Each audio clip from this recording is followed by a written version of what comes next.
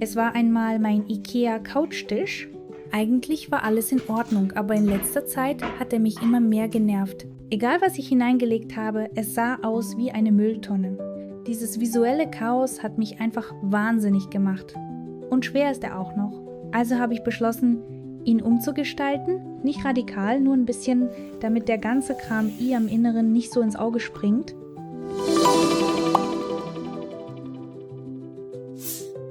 Hallo zusammen, ich bin Katharina und freue mich, dich auf meinem Kanal zu sehen, wo eine gewöhnliche Zeitung in außergewöhnliche und coole Produkte verwandelt wird.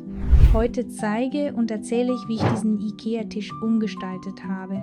Aber bevor wir loslegen, gib diesem Video einen Like und abonniere den Kanal, damit du keine neuen kreativen Ideen zur Verwandlung von Zeitung in etwas Einzigartiges verpasst. Und natürlich wäre es toll, wenn du einen Kommentar hinterlässt. Genau deine Aktivität hilft dem Kanal zu wachsen und gibt mir Energie für neue Inhalte. Genug geredet, los geht's! Für die Umgestaltung des Tisches habe ich ganz normale Werbezeitungen verwendet. Ich schneide sie in gleich breite Zeitungspapierstreifen, um sie dann in Zeitungsröhrchen zu drehen. Hier sind die Parameter für die Röhrchen in diesem Projekt. 13 cm Breite und 45 cm lange Papierstreifen, gedreht auf eine 1,5 mm Stricknadel.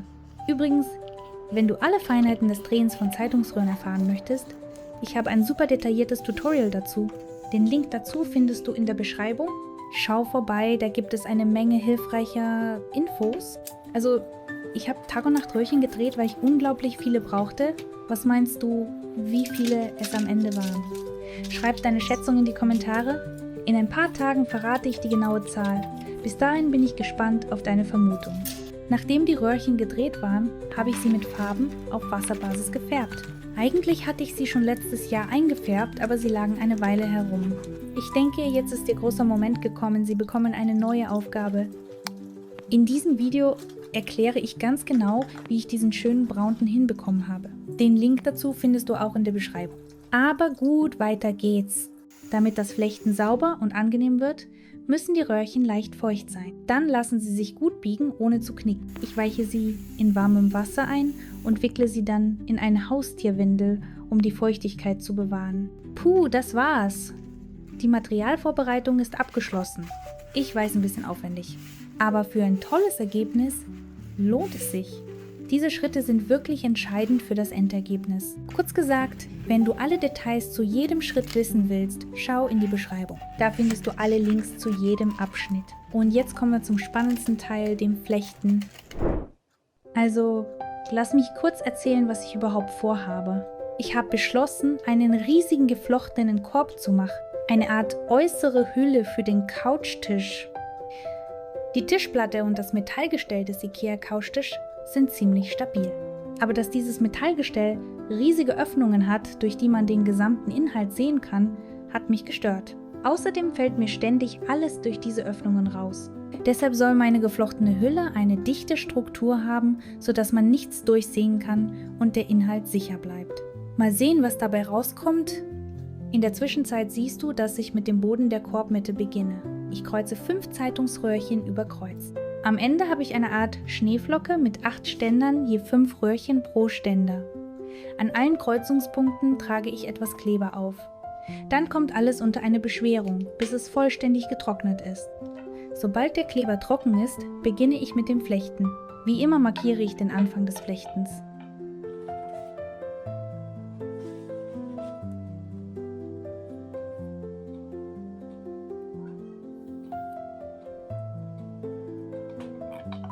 Die ersten 5 Reihen flechte ich mit dem Muster Sieg Cartoon.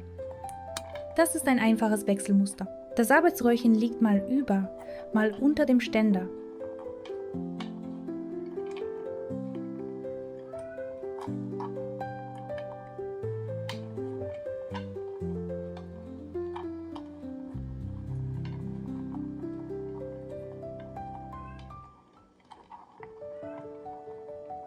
Jedes Mal, wenn ich den markierten Ständer passiere, bedeutet das, dass ich eine Reihe geflochten habe. Ich flechte dieses Muster noch 4 weitere Reihen, sodass es insgesamt 5 sind. Sobald das Arbeitsröhrchen zu kurz wird, verlängere ich es. Das passiert immer auf die gleiche Weise. Das kurze Röhrchen wird an der Spitze angespitzt. In die breite Spitze des neuen Zeitungsröhrchens kommt ein Tropfen Kleber. Dann wird die dünne Spitze bis zum Anschlag hineingesteckt. Und so verlängere ich die Zeitungsröhrchen immer.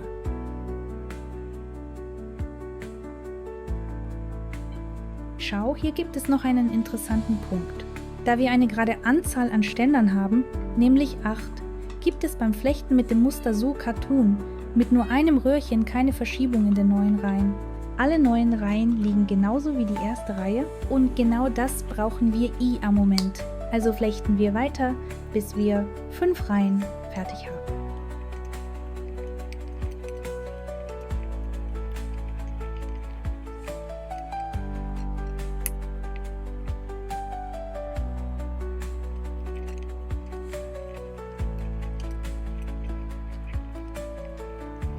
So, ich habe die ersten 5 Reihen geflochten.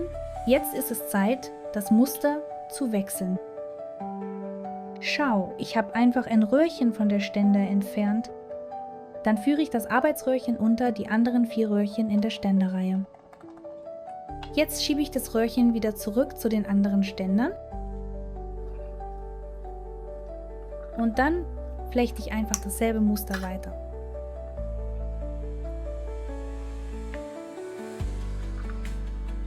So haben wir in der neuen Reihe eine Abwechslung geschaffen. Jetzt liegt das Arbeitsröhrchen in dieser Reihe automatisch anders als in den vorherigen Reihen. Wir flechten noch 5 Reihen weiter.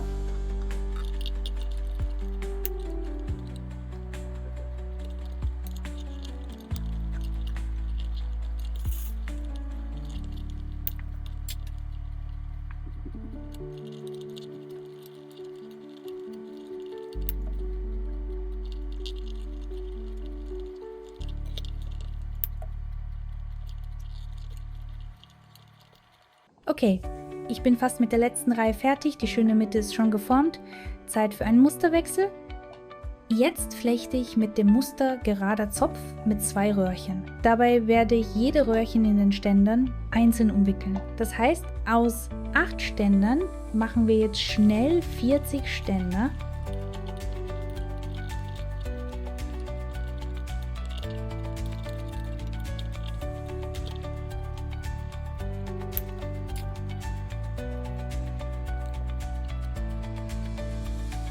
Ich füge das zweite Arbeitsröhrchen hinzu. Ich lasse ein kleines Schwänzchen unter dem letzten Ständer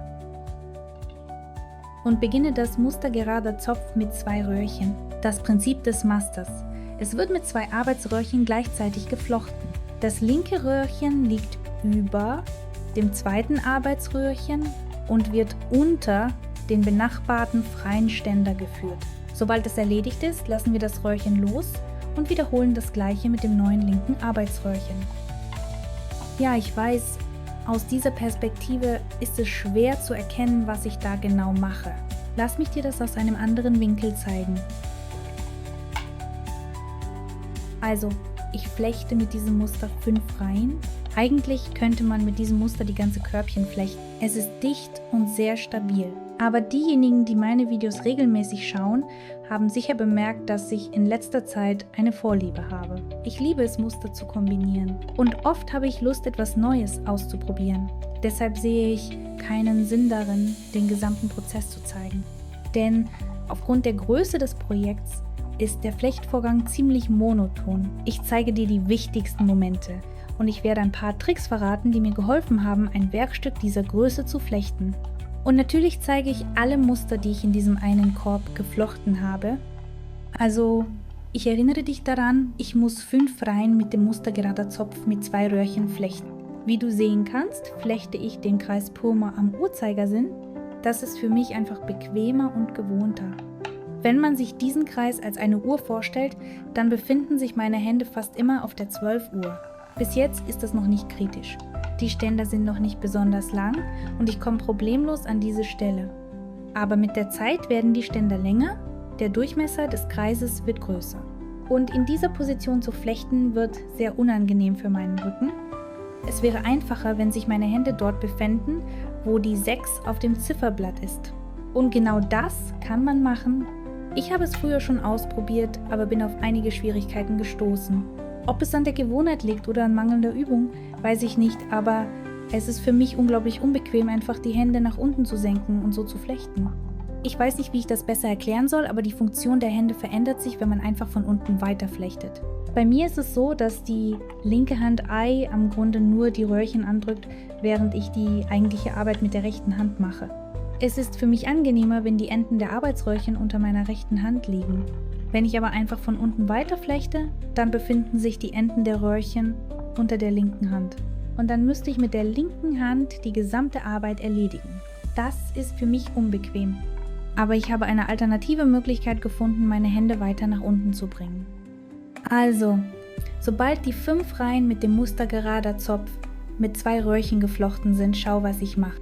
Ich drehe das Werkstück einfach auf den Kopf, also mit der Rückseite zu mir.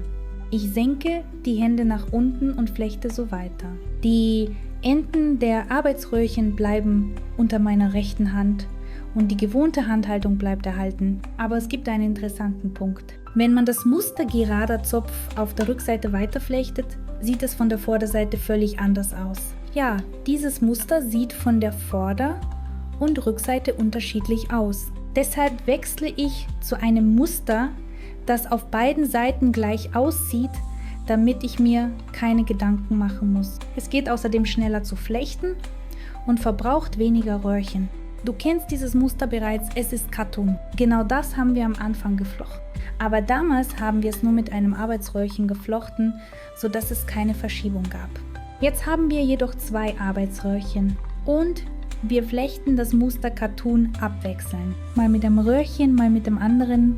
So entsteht eine abwechselnde Musterfolge in jeder Reihe. Das war es erstmal. Ich flechte ein paar Reihen mit diesem einfachen Muster. Und sobald der Durchmesser des Kreises größer wird und der Abstand zwischen den Ständern weiter auseinander liegt, zeige ich dir, wie ich neue Ständer hinzufüge.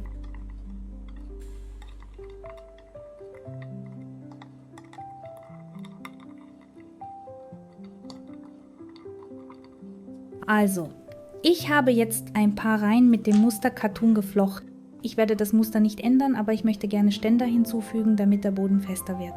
Jetzt werde ich hier 2 Röhrchen auf beiden Seiten der bestehenden Ständer hinzufügen. Aber bei dieser Dichte ist das gar nicht so einfach. Deshalb habe ich beschlossen, den einfachsten Weg zu wählen und ein wenig auf die Sorgfalt zu verzichten. Schau, ich lege einfach 2 Röhrchen oben drauf. Ich lasse kleine Enden herausstehen und mit der Arbeitsröhre drücke ich die neuen Ständer nach oben, indem ich das gleiche Katun-Muster flechte. Jetzt sind sie festgehalten. Nun ist der Ständer nicht mehr einzeln, sondern dreifach. Ich mache das jetzt mit allen Ständern abwechselnd, also immer mit jeder zweiten Stange, weil im Katun-Muster die Röhre unter dem Ständer verläuft, wird sie diese neuen Röhrchen einfach nicht festhalten und sie werden sich nicht halten. Deshalb füge ich neue Ständer abwechselnd hinzu, während ich mit dieser Arbeitsröhre flechte. Wenn ich dann zur zweiten Arbeitsröhre zurückkomme, werde ich die neuen Röhrchen in die ausgelassenen Ständer einfügen. Ich hoffe, ich konnte es gut erklären. Diese Methode, neue Röhrchen hinzuzufügen, ist sehr einfach, aber nicht die ordentlichste. Alle diese Enden werden später einfach abgeschnitten. Und wenn man genau hinsieht, wird man diese Unordnung am Flechten trotzdem bemerken. Aber mich hat es dieses Mal überhaupt nicht gestört. Wenn du jedoch neue Röhrchen ordentlich in die Ständer einfügen möchtest, dann stecke die neuen Röhrchen einfach in das Geflecht zwischen die bestehenden Ständer. Dann gibt es keine herausstehenden Enden. Später zeige ich dir, wie man das macht. Nachdem ich ein paar Reihen geflochten habe, haben mir diese kurzen hellen Röhrchen gestört. Deshalb schneide ich sie einfach ab und fahre fort mit dem Flechten.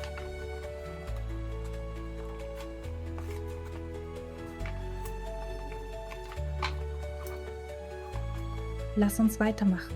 Schau, je mehr wir flechten, desto größer wird unser Kreis und entsprechend vergrößert sich auch der Abstand zwischen den Ständern. Wenn wir dicht flechten wollen, sollten wir noch Ständer hinzufügen. Zuerst werde ich alle Ständer mit je 4 Röhrchen machen. Wie versprochen zeige ich dir, wie man Röhrchen ordentlich in das Geflecht einfügt. Ich stecke einfach neue Röhrchen an den Seiten der bestehenden Ständer.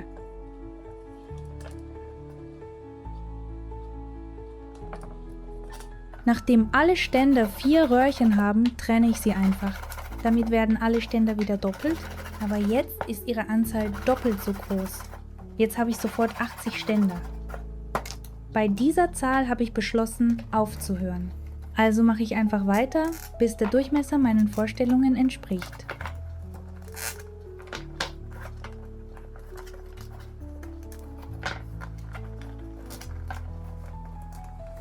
Um den Moment nicht zu verpassen, an dem die Ständer in eine vertikale Position gebracht werden müssen, befestige ich den Metallrahmen des Tisches, der auch meine Form für diesen Korb ist, am geflochtenen Boden. Und ich fahre fort, indem ich die Ständer sanft in die Form biege. Ein so großes Boden direkt auf der Form zu flechten, das ist eine echte Herausforderung. Ich habe lange gesucht, um einen bequemen Platz und eine komfortable Haltung zum Flechten zu finden, fast wie eine Glucke. Aber nach ein bisschen hin und her habe ich den sanften Übergang vom Boden des Korbes zu den Wänden geschafft. Und ich habe beschlossen, das Muster wieder zu wechseln. Wir werden das Muster segerader Zopf mit 3 Röhrchen flechten. Es ähnelt grundsätzlich dem Muster gerader Zopf mit 2 Röhrchen, das wir schon kennen, aber diesmal werden wir mit 3 Röhrchen gleichzeitig arbeiten. Schau, rechts von dem markierten Ständer füge ich vorsichtig das 3. Arbeitsröhrchen in das Geflecht ein.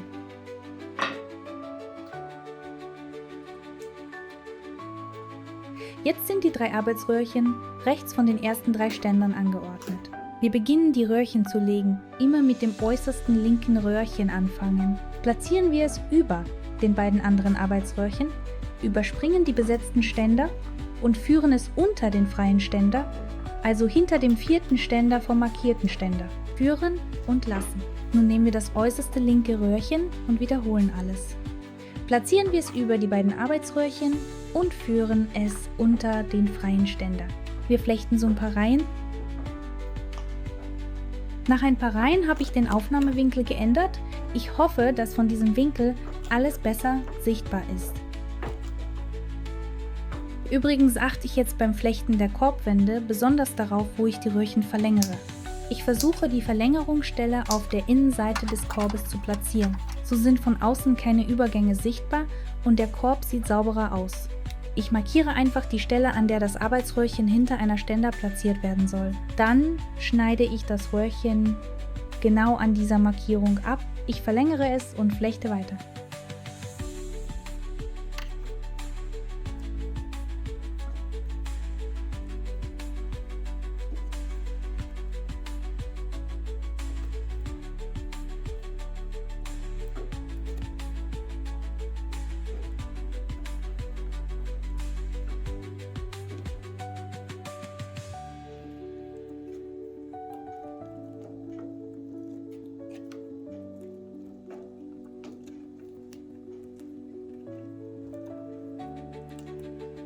Okay, weiter geht's. Nach ein paar Reihen habe ich gemerkt, dass meine Ständer kippen und es schwierig ist, ihre Ausrichtung zu kontrollieren. Deshalb entscheide ich mich, die Ständer stabiler und dicker zu machen, damit sie weniger kippen. Ich füge jedem Ständer eine zusätzliche Röhrchen ins Flechtwerk hinzu. Jetzt hat jeder Ständer 3 Röhrchen. Übrigens, darüber und über andere kleine Tricks habe ich in diesem Video gesprochen. Wenn du wissen möchtest, welche kleinen Kniffe das Flechten noch einfacher machen, schau dir unbedingt dieses Video an. Der Link ist wie immer in der Beschreibung. Okay, was kommt als nächstes? Als nächstes ändere ich erneut das Muster. Ich flechte eine Reihe I, ein Muster umgekehrter Zopf mit 3 Röhrchen. Aber zuerst schließen wir unser vorheriges Muster, damit der Übergang nicht sichtbar ist. Das Schließen der Reihe beginnt mit dem rechten Arbeitsröhrchen. Es wird einfach hinter die 3. Ständer geführt.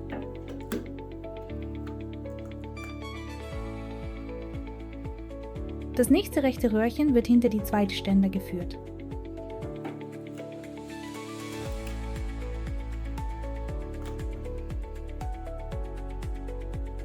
Und das letzte Röhrchen wird hinter die erste markierte Ständer geführt. So, das Muster ist geschlossen. Das Muster umgekehrter Zopf wird fast genauso geflochten, aber mit einem kleinen Unterschied. Das linke Arbeitsröhrchen liegt unter den anderen Arbeitsröhrchen. Das ist der einzige Unterschied.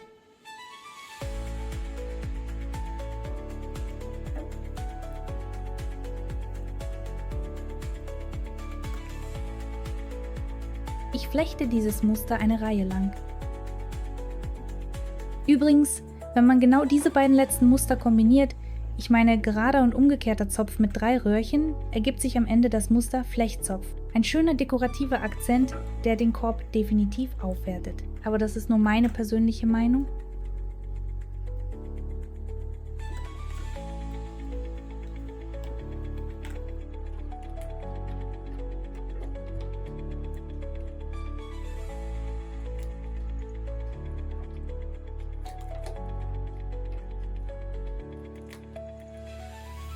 Okay, der umgekehrte Zopf wird fast genauso geflochten, nur mit einem kleinen Unterschied.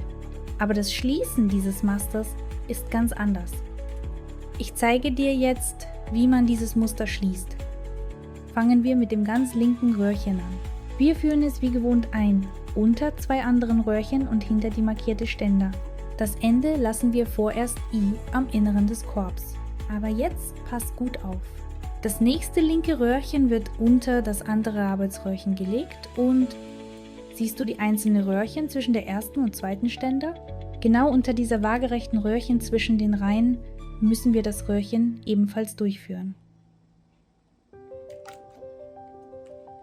Durchgeschoben und das Ende bleibt wieder I am Inneren des Korbs.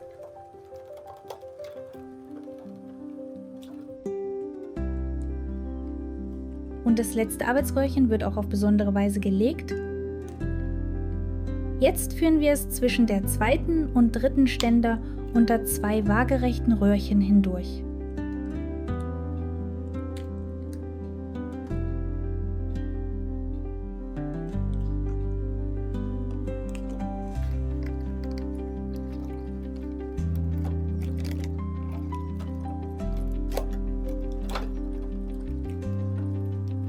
Fertig. Das Muster ist geschlossen und man sieht weder Anfang noch Ende. Für das nächste Flechtmuster brauche ich nur noch ein einziges Arbeitsröhrchen. Ich wechsle auch gleich die Farbe des Arbeitsröhrchens. Ich ziehe das erste Röhrchen heraus und verlängere es mit einem neuen Röhrchen in einer anderen Farbe.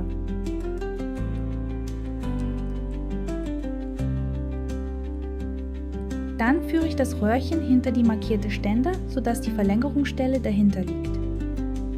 So, die beiden Enden, die jetzt noch I am Inneren des Korbs sind, brauchen wir nicht mehr. Sie bleiben vorerst drin, während ich weiterflechte. Ganz am Ende, wenn der Korb fertig ist, schneide ich diese Enden einfach so kurz wie möglich ab und klebe sie fest. Also, was kommt als nächstes? Danach habe ich mich entschieden, das Muster nach einem Schema zu flechten. So sieht mein Schema aus. Sein Rapport beträgt 16 x 16. Das bedeutet, dass sich das Muster alle 16 Ständer und alle 16 Reihen wiederholt. Alles, was ich tun muss, ist, mich genau an das Schema zu halten. Ich habe das Schema so gezeichnet, dass ein Quadrat in der vertikalen für einen Ständer steht und in der horizontalen entsprechend für eine Reihe. Die hellen Quadrate in meinem Schema bedeuten, dass die helle Röhrchenfarbe oben liegen soll. Das heißt, das helle Arbeitsröhrchen befindet sich vor dem Ständer. Ein schwarzes Quadrat bedeutet, dass das Arbeitsröhrchen hinter dem Ständer verläuft, da meine Ständer dunkel sind und in diesem Abschnitt auf der Vorderseite sichtbar bleiben sollen. Alles ist intuitiv verständlich. Also flechte ich einfach weiter, orientiere mich an dem ausgedruckten Schema. Ein sehr wichtiger Punkt: Jede neue Reihe I am Flechtwerk entspricht einer neuen Reihe I am Schema.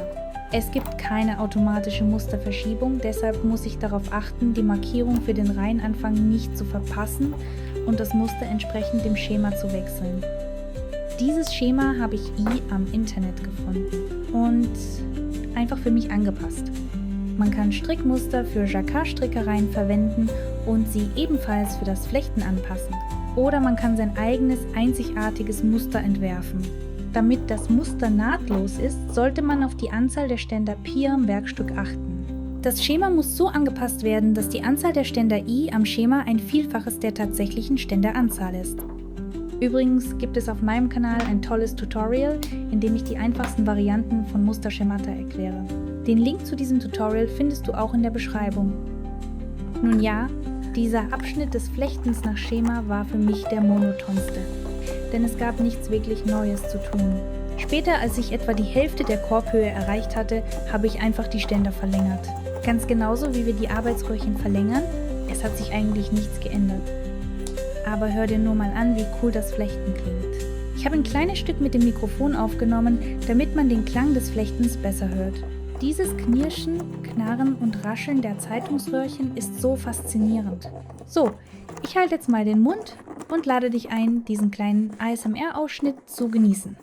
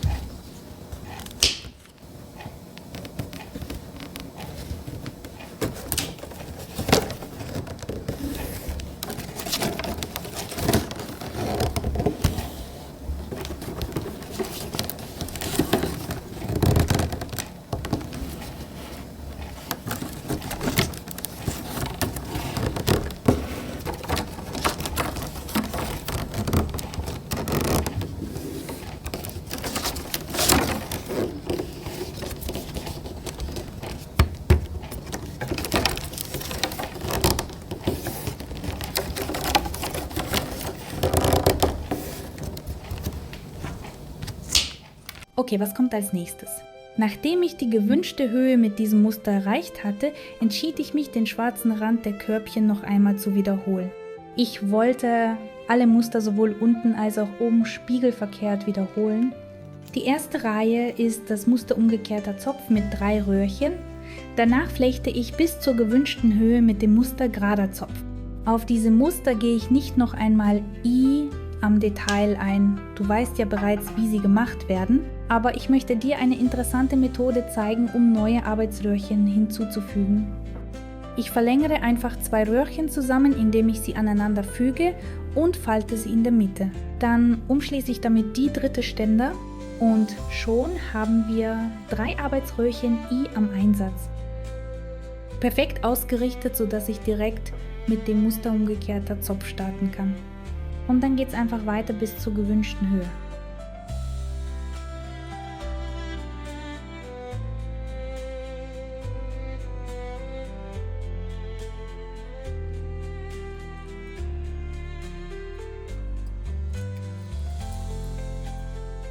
Ach ja, fast hätte ich es vergessen. Schau mal, es wird Zeit, sich Gedanken über den Randabschluss für das Körbchen zu machen. Mir persönlich gefällt dieser voluminöse und einfache Randabschluss sehr gut. Er ist unglaublich schnell und leicht umzusetzen. Aber es gibt ein paar Dinge zu beachten. Erstens braucht man dafür einzelne Ständer. Zweitens, je länger die Ständer, desto voluminöser kann der Abschluss gestaltet werden. Drittens, wenn die Ständer leicht feucht sind, lassen sich die Röhrchen viel geschmeidiger und sauberer legen. Allerdings sind meine Ständer inzwischen völlig trocken und unterschiedlich lang. Deshalb entscheide ich mich für eine radikale Lösung. Ich schneide die trockenen Ständer komplett ab. Dann setze ich neue, leicht feuchte, lange Einzelständer ein. Jetzt habe ich aber ein neues Zeitlimit. Ich muss das Körbchen fertig flechten, bevor die Ständer wieder trocknen. Also gebe ich Gas und flechte die letzten Zentimeter auf den neuen Einzelständern.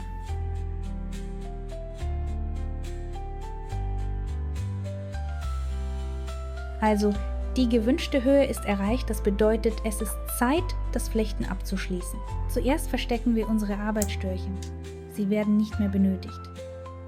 Schau, ich schließe einfach das Muster gerader Zopf und verstecke die Spitzen der Röhrchen I am Geflecht.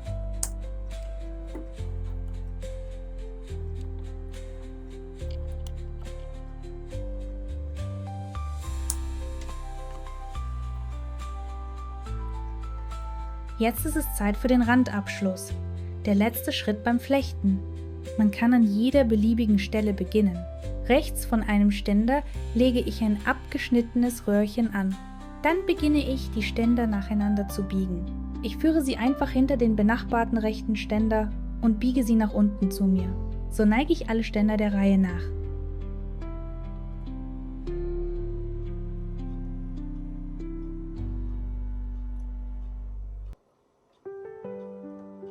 Auch der letzte Ständer bildet keine Ausnahme. Ich stecke sie in diese Schlaufe, wo sich das abgeschnittene Röhrchen befindet. Dieses abgeschnittene Röhrchen hilft uns dabei, die letzte Schlaufe leichter zu finden.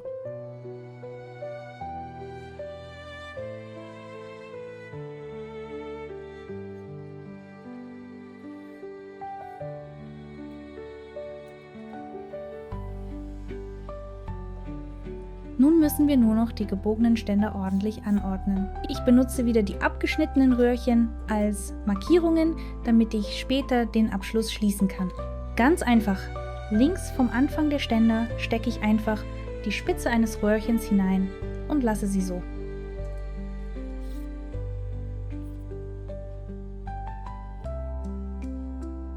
Ich wiederhole das mit 6 Ständer, sodass ich 6 Markierungen habe. Jetzt beginne ich die Röhrchen zu legen. Ich starte mit dem ersten Röhrchen rechts von der Markierung. Ich lege es waagerecht über die restlichen Röhrchen. Ich lasse alle Markierungen aus. Dann stecke ich die Spitze des Röhrchens links von der nächsten Ständer ein, der ersten ohne Markierung. Es ist viel einfacher, die Einsteckstelle mit einer Ahle etwas zu weiten. Also eine kleine Vertiefung vorbereiten. Falls du keine Ahle hast, kein Problem. Nimm einfach, was du zur Hand hast. Eine dicke Stricknadel, einen Holzspieß oder sogar einen Schraubendreher. Das geht auch. Das ist am Grunde der ganze Ablauf dieses Randabschlusses. Alle weiteren Röhrchen werden auf die gleiche Weise gelegt. Wir bereiten die Stelle vor, machen eine kleine Vertiefung links vom nächsten Ständer. Dann legen wir das äußerste linke Röhrchen über alle anderen und stecken die Spitze in die vorbereitete Stelle.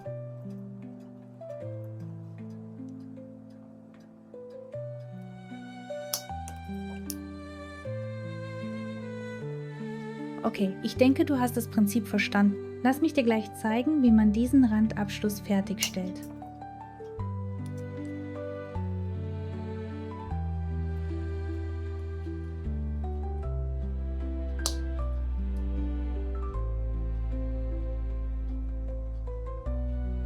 Schau, es ist ganz einfach.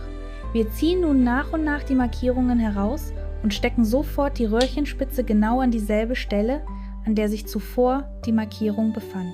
Es ändert sich absolut nichts. Siehst du, wie voluminös dieser Randabschluss wird? Damit wir nichts verwechseln und nicht lange nach der richtigen Einsteckstelle suchen müssen, haben die Markierungen uns diese Stellen vorübergehend reserviert. Das ist die ganze Logik dahinter. Übrigens, zu diesem Randabschluss habe ich schon ein Tutorial gemacht. Dort ist am Grunde alles genauso, aber aus anderen Blickwinkeln größer und detaillierter gezeigt. Außerdem sind die Zeitungsröhrchen nicht schwarz, also ist es besser zu erkennen. Den Link findest du wie immer in der Beschreibung. So, das war's. Diese riesige Korbhülle ist fertig. Jetzt fehlt nur noch die Lackierung. Nach dem Lackieren wird der Korb stabiler und vor Feuchtigkeit geschützt. Ich benutze wasserbasierten, transparenten Holzlack und verdünne ihn im Verhältnis 1:2 mit Wasser-Meerwasser. Übrigens haben in einem der letzten Videos viele darum gebeten, das Thema Lackieren genauer zu erklären. Ich lese alle eure Kommentare und dank ihnen verstehe ich besser, welche Themen beim Korbflechten euch am meisten interessieren. Also, schreib deine Fragen in die Kommentare, vielleicht wird gerade deine Frage die Grundlage für ein neues Video. Und ich bin währenddessen schon dabei, ein Video zum Thema Lackieren zu erstellen. Ach ja, fast hätte ich es vergessen. Ich habe ja auch noch Rollen an diesem Korb angebracht. Nichts Besonderes, ich habe die Rollen einfach schnell mit Kabelbindern befestigt. Diese Kabelbinder habe ich durch das Flechtwerk gezogen und am Metallgestell fixiert, damit es sicher hält. Das schien mir die einfachste und schnellste Lösung zu sein. Und damit die Tischplatte zum Korb passt, habe ich sie schwarz gestrichen. Zumal an meiner Tischplatte an manchen Stellen der alte Lack schon abgeplatzt war.